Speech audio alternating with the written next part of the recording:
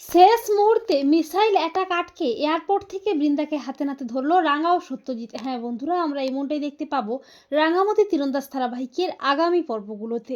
মিসাইলের হাত থেকে দেশকে বাঁচানোর জন্য রাঙা কম্পাসকে সবটা জানায়। খবরটা শুনেই তড়িঘড়ি করে ছুটে আসে কম্পাস। অপরদিকে বৃন্দা লন্ডনে যাওয়ার জন্য এয়ারপোর্টে চলে যায়। এরপর রাঙা জানতে পারে মিসাইল অ্যাটাকের পেছনে বৃন্দার হাত রয়েছে। রাঙা তখনই সত্যজিৎকে ফোন করে বলে যে মিসাইল অ্যাটাকটার সাথে বড় বৌদি দিটো জড়িত আছে। বিদেশে যাওয়ার আগে উহাকে হাত নাতে ধরতে হবে। রাঙার ফোন পেয়ে সত্যজিৎ তার পুলিশ টিম নিয়ে বেরিয়ে পড়ে বৃন্দাকে অ্যারেস্ট করতে। এরপর কম্পাস ও রাঙা যায় মিসাইল অ্যাটাক আটকাতে। কম্পাস কোনো ক্রমে তার বৈজ্ঞানিক বুদ্ধি দিয়ে মিসাইলের হাত থেকে দেশকে বাঁচিয়ে নেয়। অপরদিকে ফ্লাইটে ওঠার আগে বৃন্দাকে ঘিরে ফেলে সত্যজিৎ ও তার পুলিশ টিম।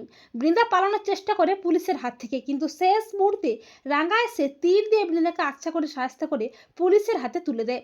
এরপর সত্যজিৎ ও তার পুলিশ টিম বৃন্দাকে অ্যারেস্ট করে। তো বন্ধুরা, তোমরাও এটাই চাও তো যে শেষ মুহূর্তে মিসাইল অ্যাটাক আটকে এয়ারপোর্ট থেকে যেন বৃন্দাকে হাতে নাতে ধরে ফেলে রাঙা? কমেন্ট করে এক্ষুনি জানিয়ে দাও তোমাদের মতামতটি।